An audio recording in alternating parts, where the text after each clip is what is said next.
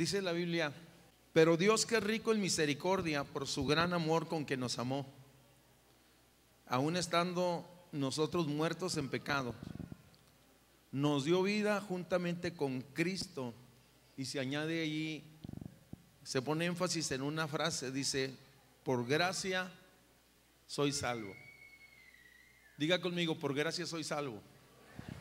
Señor, muchas gracias porque tú nos miraste, que estábamos muertos en delitos y pecados, extendiste tu mano, nos rescataste, nos diste una segunda oportunidad espiritual en la vida, en nuestra familia. Y en esta hora, Señor, te agradecemos. Pedimos que tu palabra sea una palabra que nos oriente, nos edifique, nos mueva a una acción, Señor. Señor, en tu nombre preciosísimo, todo aquello, Señor, que es contrario se ha quitado. Yo pido que haya paz en el corazón de los amigos de tu iglesia, que tu palabra pueda ser escuchada, recibida en tu nombre, Señor. Gracias. Hay una serie de definiciones para la gracia, hermanos. La gracia podemos definirla como el acto misericordioso de Dios por el cual Él ofrece salvación al que está perdido. Es el acto misericordioso de parte de Dios por el cual Él ofrece salvación a todos los que estábamos perdidos. De hecho, en esencia, el texto Juan 3:16 habla de la gracia de Dios. La gracia, por lo tanto, es un despliegue del amor y de la misericordia de Dios hacia los pecadores, hacia los más malos, hacia el que estaba lejano, al que se había extraviado.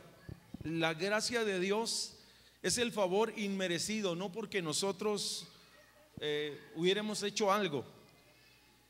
La realidad que en el antiguo pacto, en la ley nos decía que era necesario hacer algo para Dios, era necesario presentar sacrificios.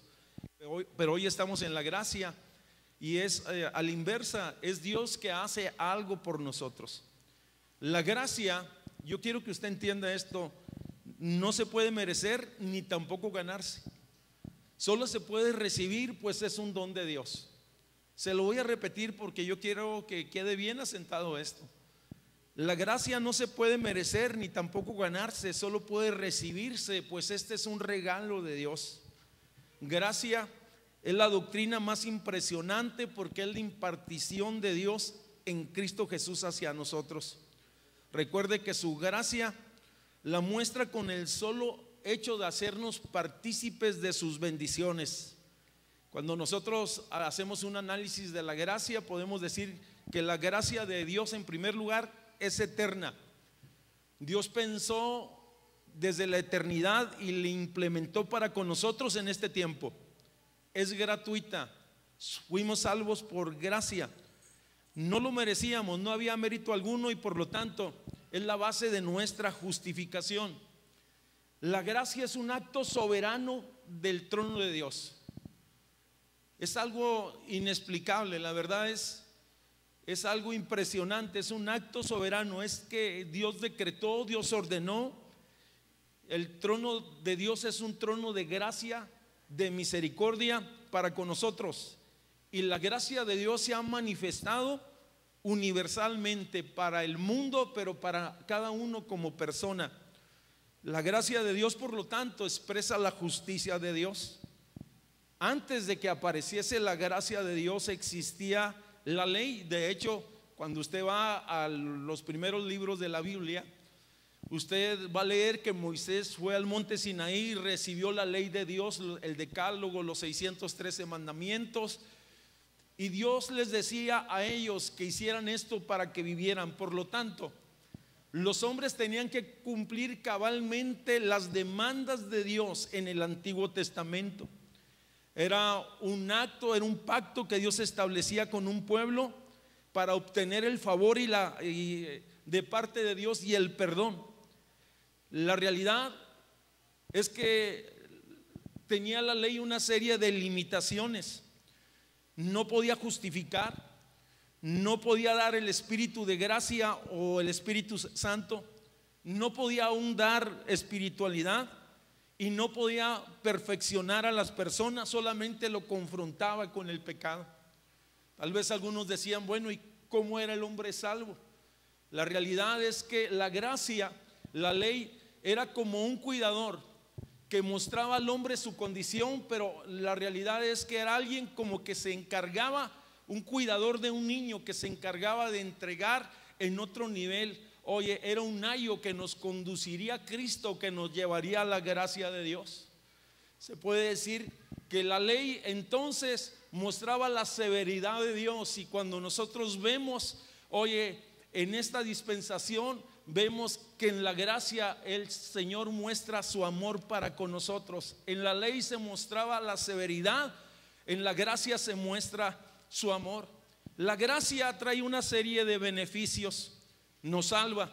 No podíamos ser salvos por nosotros mismos, nos da vida eterna.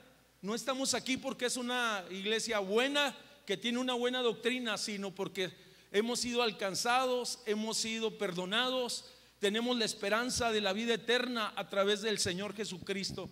Lo más impresionante, que cuando nosotros éramos culpables, cuando nosotros estábamos alejados, la Biblia, la gracia nos hace justos delante de Él, y dice que nos justifica ante el Padre. ¿Qué es lo que yo estoy diciendo? Aquellos que éramos pecadores, a través de la gracia hemos sido justificados, y la Biblia dice que esto es un don de Dios. Es más, la gracia va más allá. Yo le dije que no, oye, la gracia nos perfecciona, la gracia nos da mayores promesas. Cuando usted hace un análisis de la ley, la realidad, hermanos, es que se requerían una serie de preceptos, ritos, vamos, que cumplirse. Pero la gracia nos sostiene, la gracia nos levanta, la gracia nos ayuda, y por gracia somos salvos. Sea su nombre glorificado para siempre. La gracia de Dios, la gracia de Dios, hermanos, es la provisión divina que le concede al hombre para cubrir todas sus necesidades. En algún momento el apóstol Pablo dijo, o el Señor le dijo a Pablo: bástate de mi gracia, y entendí que su gracia entonces es suficiente para nosotros. La realidad, hermanos, es que Israel fue salvo por gracia, fue escogido y constituido como su pueblo. Por su gracia a Adán se le dio una promesa de restauración cuando él había caído. Por su gracia a Abraham se le dijo que sería padre de multitudes, y que su descendencia sería como la arena de la mar, numerosa. Por su gracia, un joven que era esclavo en una nación poderosa llegó a ser primer ministro de esa nación, me refiero a José. Por su gracia, una joven que de igual manera era una esclava en un reino poderoso llegó a ser la esposa del rey, por lo tanto llegó a ser la reina de esa nación. Por su gracia se nos ha dado un mejor pacto a usted y a mí, hermanos. Tenemos un Nuevo Testamento, tenemos una nueva herencia. Por su gracia, permítame decirle que Pedro fue un hombre alcanzado después de haber sido un hombre rudo. Por su gracia fue un apóstol de Jesucristo, y por la gracia de Dios, Pedro, oye, a través de su ministerio, oye, había un ministerio de señales y milagros. Por su gracia. Y tal vez si en algún hombre podía verse más claramente la gracia de Dios, sería en Pablo, porque siendo enemigo y perseguidor de la iglesia, llegó a ser el apóstol más distinguido de toda la historia, el que casi escribe la totalidad del Nuevo Testamento y tiene una revelación impresionante. Es por la gracia de Dios que el pródigo, o del Padre, que el pródigo fue recibido nuevamente en su casa y fue bendecido, oye, y heredado nuevamente. Por su gracia, usted y yo es que estamos aquí y le estamos adorando, y solamente es por gracia. Por su gracia, así es, hermano. Y si usted lo cree, pues déle un fuerte aplauso al Señor. Es por su gracia.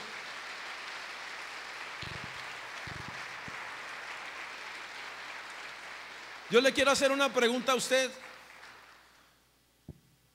Antes de 5 años, yo no sé cuánto tenga, 1 año, 2 años, ¿dónde estaría usted un domingo en la mañana? ¿Dónde estaría hace 10 años antes de ser cristiano a estas horas? Yo le voy a decir que muchos estarían bien crudotes, pero ahora están bendecidos, levantan su mano y dicen: gloria a Dios. Muchos estaban con una resaca moral, con una resaca física, y luego con la señora enojada, hermanos, y luego con un compromiso y con el carro chocado, porque eso es lo que deja el mundo. Por sus gracias que estamos nosotros aquí, por su gracia es que su servidor es pastor de esta iglesia, y por su gracia es que usted está en algún ministerio. Por su gracia, hermanos, es que la iglesia está creciendo. Por su gracia es que hemos sido prosperados y bendecidos. Oiga, es por su gracia. Yo sé que usted tuvo que algo que ver, así una mínima parte, una centésima parte, pero es el favor y la gracia de Dios que le ha prosperado y le ha bendecido. Sea su nombre glorificado para siempre. Es por su gracia, que no siendo nada, a través de estos años yo he visto muchos hermanos y muchas familias que llegaron sin nada, hermanos.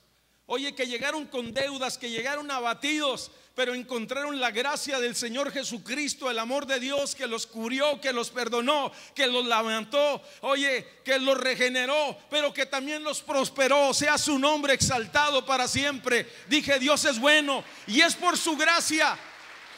Y eso no es indicio de que seamos más espirituales, sino es solo su gracia, amado hermanos.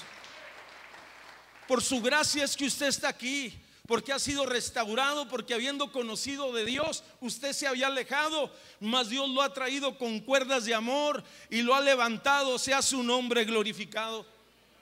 Cuando yo volteo a ver mi casa, mi familia, el ministerio, quiere que le diga una cosa, solamente veo la gracia de Dios y le digo, gracias por tu amor incomprensible, grande es tu misericordia, Señor. Sea tu nombre glorificado para siempre. Yo buscaba una palabra, yo buscaba el mejor motivo para en esta hora compartir alguna verdad, y encontré en esa expresión que Pablo, el Señor le decía a Pablo, bástate de mi gracia, y vino un pensamiento que me decía, la gracia es suficiente. Hay 3 casos en la escritura muy impresionantes. Por cierto, estos 3 casos tienen que ver con 3 mujeres. Hoy vamos a hablar de las mujeres. A ver cómo nos va. La primera de ellas, la realidad es que no tenía muy buena fama. La realidad es que era una mujer que era conocida por su mala fama. Quisiera decirle que este pasaje se encuentra en el Evangelio de Juan capítulo 8 y habla de una mujer que era pecadora, así se le conoce. Pero la realidad es que la gracia tiene que ver con el hombre y su condición pecaminosa. La Biblia nos advierte acerca del problema de esta mujer. Dice que esta era una mujer de muchos o una mujer que estaba adulterando. La Biblia en varios pasajes nos advierte acerca del peligro de la inmoralidad. La realidad es que la Biblia dice no cometerás adulterio.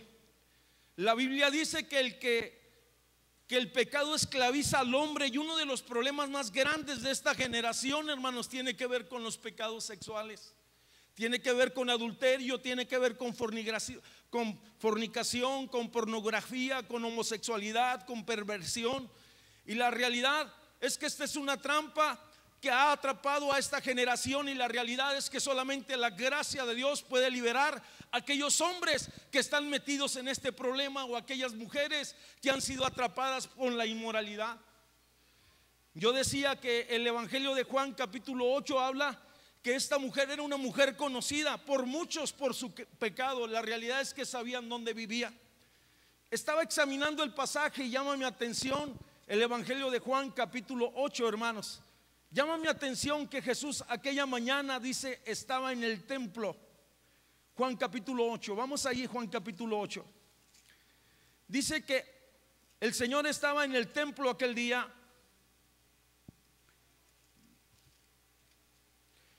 Jesús entonces fue al monte de los olivos y por la mañana volvió al templo, y todo el pueblo vino con él, y sentado, dice, les enseñaba, vamos la palabra. Entonces los escribas y los fariseos, que a esa altura, hermanos, eran acérrimos enemigos de Cristo, dice, le trajeron una mujer sorprendida en el acto del adulterio, y poniéndola en medio le dijeron, maestro, esta mujer ha sido sorprendida en el mismo acto del adulterio.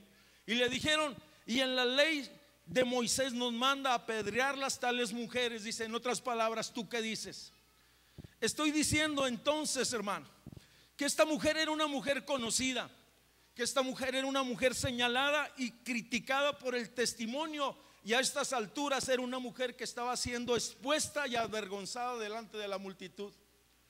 Sé que hay pecados que se revelan, oye, que se están en secreto y llegado el momento son expresados públicamente.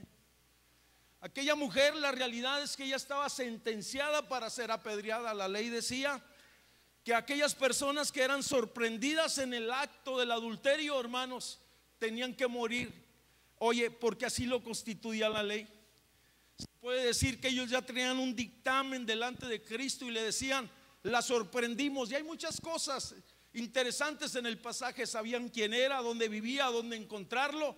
Y alguien hizo el comentario, ¿por qué no trajeron al hombre con la que él estaba en esa mañana? Si se puede decir, era un juicio injusto. Aquella mujer había recibido un trato difícil, y la realidad es que aquella mujer estaba siendo acusada y Jesús estaba siendo cuestionado. Dice, la ley dice que esta mujer tiene que ser apedreada, pero tú qué dices. Si hay algún pasaje donde se encuentra la ley y la gracia, es este pasaje. La ley representaba la severidad de Dios, pero la gracia hoy expresaba el amor y la bondad de Dios para con el hombre. Dice que Jesús estaba escribiendo en tierra. Entonces dice que después de escuchar todas las amenazas y las acusaciones, dice que Jesús le dijo a la multitud, el que esté libre de pecado, dice, tire la primera piedra. El que esté libre, en otras palabras, el que no haya hecho cosas semejantes o pecado, dice, es digno de arrojar la primera piedra. La realidad es que Jesús no estaba justificando a la mujer, sino estaba confrontando a las personas. Porque en ocasiones la realidad, hermanos, es que somos severos para juzgar, y con esto no estoy diciendo que vamos a tener licencia para pecar. Cuando hagamos juicio, hoy acordémonos de la misericordia. Ese es un consejo sencillo. Cuando nosotros tengamos que dictaminar algo, entonces examinemos todas las cosas. La realidad es que esta mujer estaba recibiendo un trato compasivo y digno y franco por parte de Jesús. Jesús no estaba excusando a aquella mujer. La realidad es que Jesús lo que quería era restaurar a aquella mujer. Oye, qué impresionante. Si se trataba de leyes, si alguien había encontrado un buen abogado, es él. Me refiero a Jesús. La Biblia dice en cuanto a eso, dice que abogado tenemos para con el Padre todos aquellos que hayamos cometido pecados o transgresiones, que si confesamos nuestros pecados, Él es fiel y justo para perdonar nuestros pecados. Jesús hace una declaración impresionante. Dice, el que esté libre de pecado, dice, entonces arroje la primera piedra. ¿Qué estoy hablando yo? La gracia es suficiente para un pecador, oye, que estaba sumido en un gran problema. Pero Jesús ahí no se queda, porque bien podemos nosotros pensar, bueno, el Señor la perdonó, pero el Señor también la condicionó. Hoy en nuestra ley nosotros tenemos algo que se llama libertad condicional. Cuando el delito no es tan grave, hermanos, se le da chance a la persona que sea restituido y restaurado, y no solamente libertado.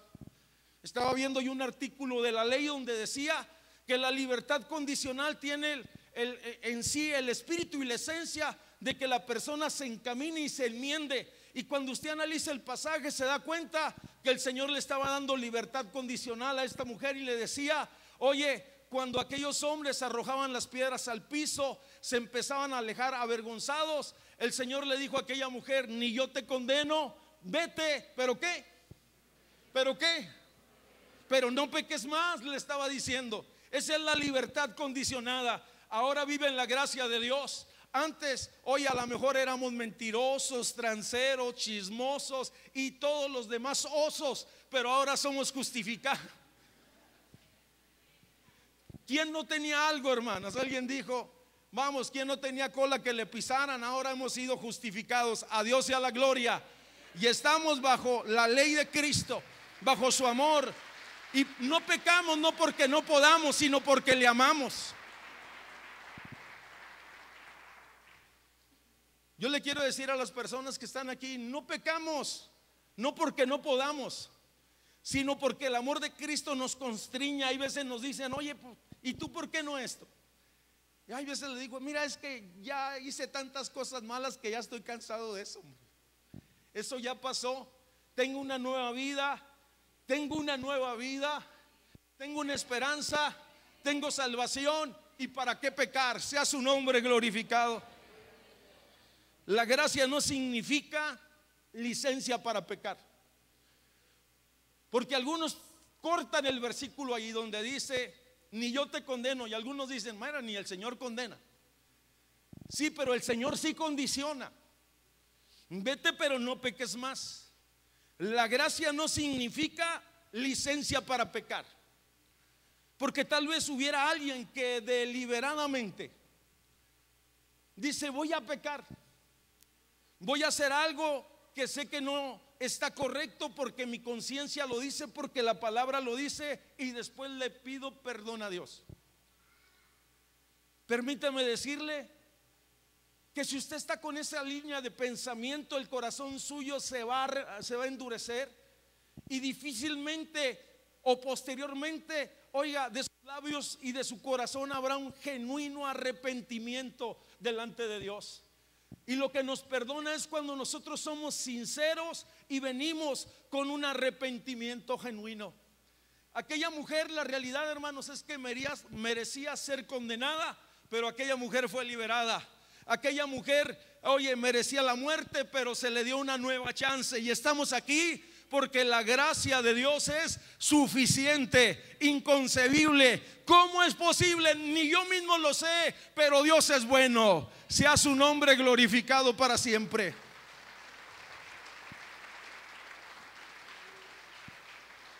Hay una segunda mujer. Ahora vamos a hablar de la que sigue,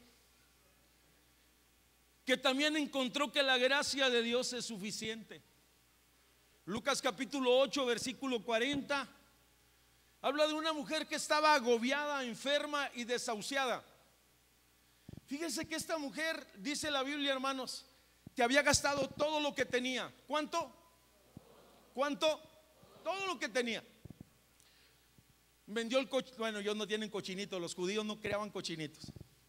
Vendió las ovejas, el esposo, vendió las vacas, vendió las tierras, vendió el coche de caballos. Oye, puso un bazar, vendió todo lo que tenía. La argolla, oye, la argolla matrimonial, el dote, todo se fue. Aquella mujer estaba desesperada. La realidad es que cuando una persona está enferma, está buscando la cura. Cuando una persona cae, está buscando la sanidad. Y algunos equivocadamente en ocasiones la buscan en lugares equivocados. Esta mujer era una mujer agobiada por más de 12 años, no 12 meses, 12 años. Era una situación que la había desgastado emocionalmente, físicamente, en todos los aspectos. La ley marcaba como una mujer impura, así la marcaba la ley en el Antiguo Testamento. Era una mujer que estaba desesperada, había buscado los mejores médicos. Era una mujer que estaba decepcionada, dice que ninguno la había podido ayudar y aún le iba hasta peor, hermanos. Era una mujer, oye, dentro de las cosas positivas, que estaba determinada. Aquella mujer escuchó entonces que si se acercaba a Jesús y Jesús oraba por ella, entonces ella sería sana. Era una mujer de fe. Y dice la escritura que aquella mujer aquel día decidió ir en busca de Jesús. La realidad es que había multitudes alrededor de Jesús. Era el año de popularidad de Jesús y la fama de Jesús se había extendido, y todos querían una cita y todos querían hablar y todos querían que Jesús orara por ella. Pero aquella mujer era una mujer de fe y ella pensaba para sí misma y decía: si tan solamente tocar el borde del manto de Jesús, entonces, oye, yo seré sana. Si tan solamente tocar el borde del manto de Jesús. Yo no sé cuál es la fe que usted tiene. Yo no sé dónde está usted parado. Si yo sé que la sola, la desolación, la tristeza, el abatimiento, la opresión, la carestía, a lo mejor la ha batido, pero en esta mañana póngase de pie, extienda sus manos hacia la gracia y hacia el poder de Cristo, y usted se levanta, se lo aseguro.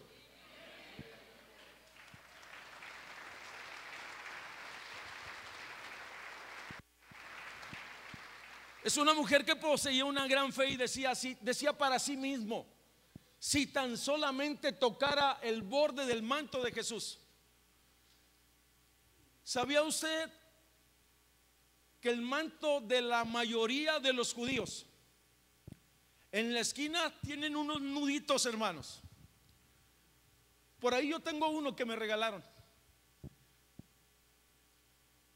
y que habla de los principios y la palabra. Es una lección objetiva para ellos. Cuando ellos traían su manto en su caminar diariamente, estaban en el borde de los mantos, oye, como una especie de nuditos que le recordaba la palabra y las promesas y los mandamientos. Quisiera decir más específicamente la palabra. Y la palabra sí tiene mandamientos, pero la palabra tiene promesas. Y aquella mujer se iba acercando a la multitud y decía: si tan solamente tocar el borde del manto de Jesús, yo seré sana.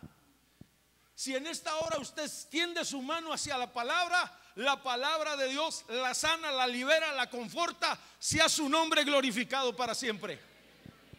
Jesús es poderoso. Jesús es, oye, el verbo encarnado. Sea su nombre exaltado. Aquella mujer, dice la escritura en el evangelio de Lucas, que luchó, dice, y llegó y tocó el borde del manto de Jesús. Por cierto que había muchos que estaban cerca de Jesús, pero no le tocaban. Cuando aquella mujer extendió su mano, tocó el manto, y dice que aquella mujer, el azote, y así lo dice, el azote que tenía en su cuerpo fue sano. Por lo tanto, dice, podemos interpretar libremente que la enfermedad es un azote. Dice que el azote que estaba en su cuerpo, dice, se dio en aquel momento y la sanidad llegó. Ella lo supo. La gracia de Dios fluyó. Yo le estoy diciendo que la gracia de Dios es suficiente. Ella decía: si tan solamente tocare. Dice que Jesús se detiene y le pregunta a los que están alrededor de ellos: ¿quién es el que ha tocado mis vestidos? Y como que Pedro así: Señor, dice, pues somos muchos, mira, la multitud te oprime, te aprieta. Dice: no, es que aquí hay alguien que ha extendido su mano y dice: me ha tocado y virtud salió de mí y ella sanó. Dice entonces que Jesús, mirando a la mujer, aquella mujer se sintió descubierta. Y hay aquí algo impresionante. La fe viene por el oír, la fe vence los obstáculos, la fe toca lo imposible, y la realidad es que la fe es recompensada. Yo no sé cuál es lo que está pasando usted en este momento. Yo le digo, la gracia de Dios es suficiente. La fe es por el oír, la fe vence los obstáculos, la fe toca lo imposible y la fe es recompensada. Dice que aquella mujer, temblando, oye, se acercó a Jesús y empezó a decirle toda la verdad. Señor, la realidad es que había gastado todo lo que tenía y extendí mi mano, dice, y he sido sana. Y me gusta el calificativo que le dice Jesús. Le dice: hija, tu fe te ha salvado, tu fe te ha sanado, tu fe te ha liberado, la gracia la has alcanzado. ¿Qué estoy diciendo? Que es Dios de gracia accesible para el hombre, para la mujer. Usted que está aquí, sea su nombre glorificado para siempre.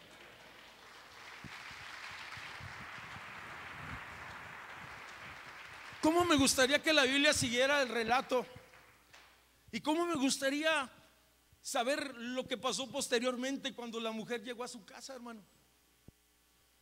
Cuando el esposo, los hijos la recibieron, si es que tenía hijos. ¿Se imagina qué impresionante haber sido eso?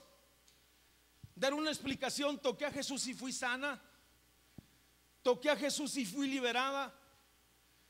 Qué hermoso sería que esta mañana usted reciba algo de parte de Dios en cuanto a su salud, y que usted diga: fui a la reunión de la mañana y la palabra me sanó. El Señor extendió su manto, su gracia, su misericordia, su poder, y soy sano para glorificar su nombre. Se tienen que ir los síntomas, se tiene que ir la enfermedad. Cuando el poder y la gracia de Dios se hace presente, el diablo tiene que retirar sus trincheras. Dije, sea su nombre glorificado para siempre.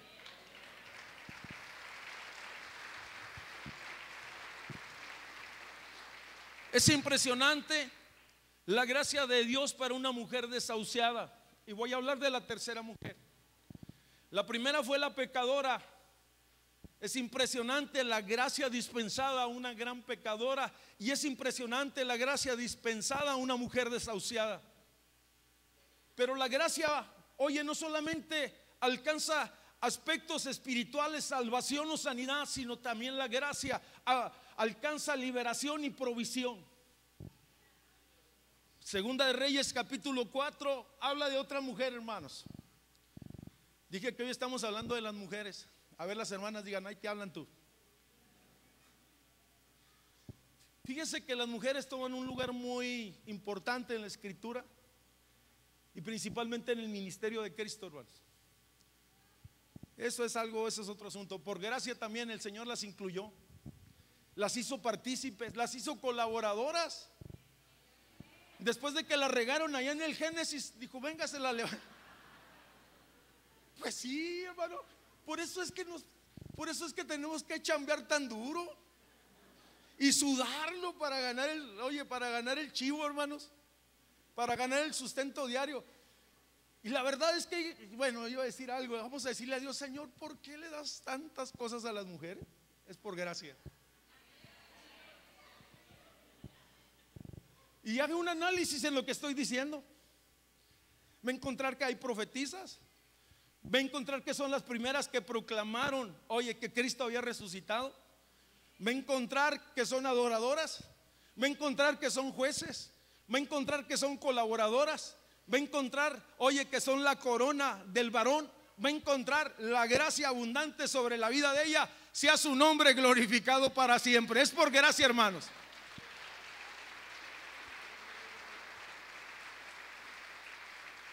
Y tú que estás renegando de tu esposa, mira, es el regalo de Dios, se te fue dado por gracia, aunque tú lo buscaste.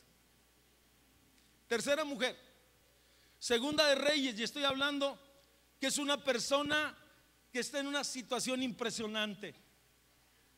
Es una persona que tenía un gran pesar porque su esposo había muerto, y por cierto que eran parientes de los profetas. Segunda de Reyes capítulo 4. Era una mujer que no solamente tenía un gran pesar, sino que tenía una gran deuda. Yo le quiero decir que el esposo fue el que se embarcó, ella no. Las mujeres no saben de eso. Las mujeres le dicen a los cobradores, no, deje que venga mi esposo. Y luego el esposo dice, y luego le hace cuchicuchi, ¿verdad que sí, mijo? Y los hombres dicen, sí. Y después te andas quejando. La deuda la había contraído él, hermano. Era una mujer que tenía una gran pena, era una mujer que tenía una gran deuda. La realidad es que estaba por encima de su capacidad económica, porque era una mujer que tenía una gran pobreza, no tenía ya nada, hermanos. La Biblia no dice de qué murió el hombre, pero la Biblia dice que la dejó en una condición muy seria. No había sistemas de aseguranza, no había seguro social, no había nada de esas cosas. La realidad es que cuando una mujer endeudaba y era pobre, oye, la realidad es que era una mujer que iba a estar pobre hasta la muerte. Era una mujer que aparte de pobre tenía un gran problema. Tenía 2 hijos, y si no cubría la deuda, entonces sus hijos podían ser llevados como esclavos. Las leyes de aquel entonces autorizaban estas cosas. Permítame decirle que aquella mujer, la realidad es que estaba desesperada, angustiada. Lo que me gusta de esta mujer, que es una mujer que por lo menos en medio de su aflicción toma una buena decisión. Porque regularmente cuando estamos afligidos y con presiones económicas y morales, la mayoría de las personas toman decisiones equivocadas. En lugar de salir del hoyo, hacen otro hoyo más grande. Aquella mujer dijo: voy a ir a buscar respuesta en la casa del profeta, yo digo en la casa del ungido. Aquella mujer llega hasta donde está Eliseo y le empieza a expresar toda la situación que estaba y el gran problema que tenía encima. Eliseo le da una palabra, hermanos. Bueno, le hace una pregunta y le dice a aquella mujer: ¿qué es lo que tú tienes en casa? Y la mujer dijo: ninguna cosa tengo en casa, solamente tengo un poco de aceite, una botija de aceite. Y entonces Eliseo pensó para sí mismo: eso es suficiente para que Dios haga algo extraordinario. Eso se llama gracia y poder de Dios. El profeta le dice a aquella mujer: quiero que te vayas a tu casa, que te vayas con tus vecinos, que pidas vasijas prestadas vacías, no pocas. ¿Cuántas? ¿Cuántas? El límite lo iba a poner ellos. ¿Sabe que yo he entendido que todos tenemos una medida de fe? Y nosotros hemos lo que en ocasiones hemos puesto límites a nuestra fe. Muchas veces hemos sido desafiados y Dios nos dice: hey, sube a otro nivel. Eso es otra palabra. Sube acá. Aquella mujer se le dijo: ve y busca con todos tus vecinos vasijas vacías, no pocas, pero tú vas a determinar cuánto. Enciérrate en tu casa, tú y tus hijos. Toma el poco aceite que tienes y empieza a echarla sobre las vasijas vacías. Y aquel día aquella mujer, oye, recibió una visitación sobrenatural porque creyó a la palabra. Fíjese lo que le estoy diciendo, porque algunos en ocasiones pueden estar en pobreza pero no creen a la palabra. Creyó a la instrucción de parte del profeta, y el profeta era una puerta espiritual, y se puede decir, era una palabra que Dios le estaba dando, una palabra específica para ella. Yo no sé, cuando usted está en aflicción, en apuros o en bancarrota, si usted considera la palabra.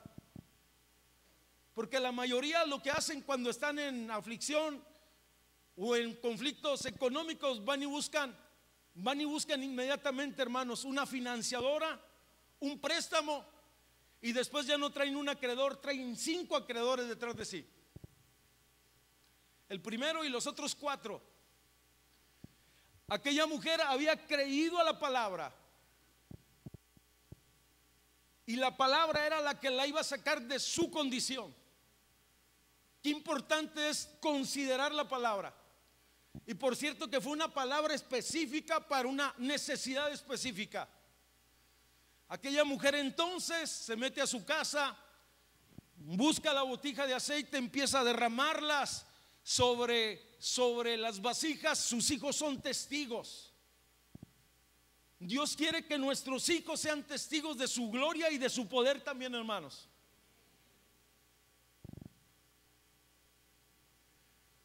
Mire, yo me gozo mucho cuando algo pasa, un milagro. Pero yo me gozo mucho cuando en la casa de alguno, en la casa de mis hijos, sucede algo sobrenatural. Digo: wow, tú estás haciendo algo, Señor. Aquella mujer, hermanos, aquella mujer fue testiga y sus hijos fueron testigos también. Dice que las vasijas fueron todas llenas, todas. ¿Cuántas? Todas. Y la mujer iba gozosa. Regresó a la casa del profeta. Ya no era una mujer sin gracia, sino era una mujer agraciada. Ya no era una mujer, hermano, con cara de limón, sino era una mujer con cara de felicidad. Podía sonreír y podía decir: gloria a Dios. ¿Cómo podía decir? Dios es bueno. Dios es bueno. Dios es bueno. Te visita aquí, pero también te puede visitar en tu casa.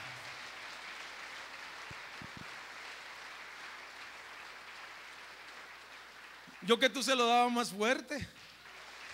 Te visita aquí, pero también en tu casa puede hacer algo. En presencia de tus hijos. Dije: en presencia de tus hijos. Mire, eso fue gozo, fiesta. Danzaron, brincaron, se regocijaron y dijeron: pues vamos a darle gracias al profeta. Y fueron con el profeta y necesitaban instrucción. Diga conmigo, instrucción. El profeta le dijo: gloria a Dios por lo que recibiste. Ahora, dice, haz uso del aceite. Haz uso del aceite, paga a tus acreedores. Levante la mano los que tengan deudas. Ay, no se crea.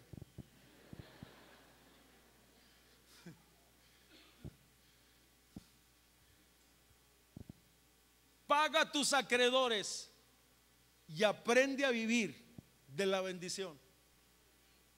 En otras palabras, hermano, aprende a vivir de la gracia de Dios. Cuando la Biblia expresa, dice muy claramente acerca de la gracia, después de haber oído todo esto, que la gracia de Dios es suficiente para los pecadores, que la gracia de Dios es suficiente para los enfermos, que la gracia de Dios es suficiente para los endeudados, que la gracia de Dios nos liberta, que la gracia de Dios nos salva, que la gracia de Dios nos levanta. Creo que a estas alturas hay esperanza en nuestro corazón. Si hemos transgredido las leyes de Dios, podemos ser perdonados. Si estamos enfermos, podemos ser sanados. Y el Señor puede prosperar nuestra vida. Oye, puede bendecir nuestro negocio y bendecir el trabajo de nuestras manos. Cuando yo buscaba una definición, un adjetivo para la gracia, me encontré que la gracia es suficiente. ¿Quiere ponerse de pie, por favor, hermanos?